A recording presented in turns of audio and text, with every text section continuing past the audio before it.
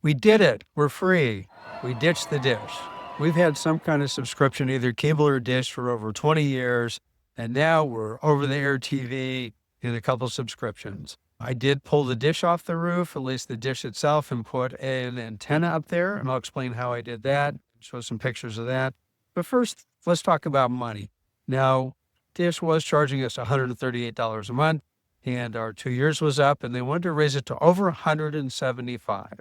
Now that's $2,100 a year. And a fun little fact that I like to do is annualize things. Like when someone says it's $10 a month, okay, that's $120 a year, which sounds like a bigger number and maybe one worth thinking about. Where $25 a month, that's $300 a year. Again, it adds up. So I like to multiply things out that way. So we're done with that, but we do have some ongoing costs. First, our TV set. When we bought it was a smart TV, but it's over 10 years old, so maybe not so much to today's standards. So I got a Fire Stick. That was about $30. And that's really our only fixed expense as we plug that into our existing TV set. We do have a few ongoing expenses, just like anything else. So, like I said, we have the Fire Stick. And of course, I have a Prime subscription, which I've had for a long time. We pay for that once a year too, which is $129 for a year. So by the way, that's a good way to save money, is pay for things for a year instead of monthly, which saves us like 2 months worth of cost. And then of course you're fixed for the year. So if they raise their prices, you don't get hit immediately. I'm on rabbit trails today. Next thing is Peacock. Now we have Peacock because they have the NFL playoffs. I got a deal on that last winter for $39 for a year. So heck of a deal. So 129, 39. So and then, oh yeah, MLB Network. That's $129 for a year. And you just about have to have that anyway if you really watch baseball and you want to watch a lot of baseball. So now we're up to about $300 for a year as opposed to $2,100 a year. So that's like 85% less expense and see everything we really want to see. So installing the antenna on the roof. Now, I didn't shoot video while I was doing that because I really needed to focus on that and focus on not falling off the roof. And just to be really clear, I am not suggesting you do this. It's really dangerous. If you fall off the roof, you could die. So don't do that.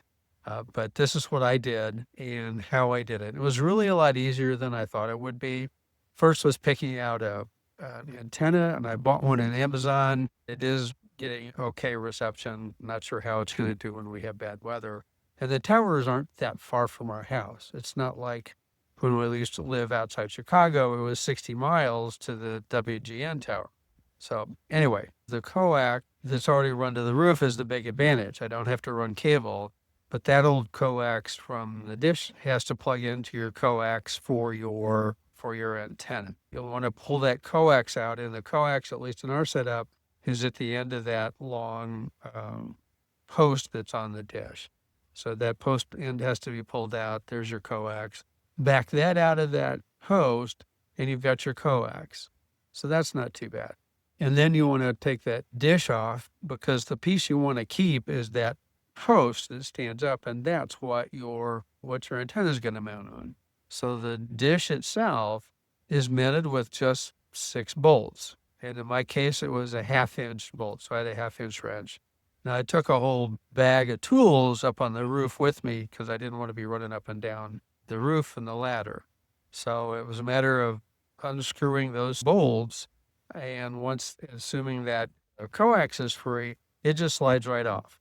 Easy peasy. Got to be really careful pulling that off. There is some weight to it. And then it's a matter of putting the antenna on. And the antenna that I bought is actually designed to fit on a post. And you can see it was 2 pipe clamps that hold that on. And it's nice and secure. It's not going to blow around in the wind. Then there's all this extra line you got to deal with. One that I bought had 33 feet of coaxial cable that I needed a foot of. So I wrapped that up, zip tied that, and just stuck that to one of the posts. Now here's my concern about this particular antenna is that's a pretty light duty looking coax cable. And any outside coax cable I've ever seen is really pretty beefy. and the connectors are pretty beefy. So it did say indoor-outdoor antenna. We'll see how it goes. But it's what I've got.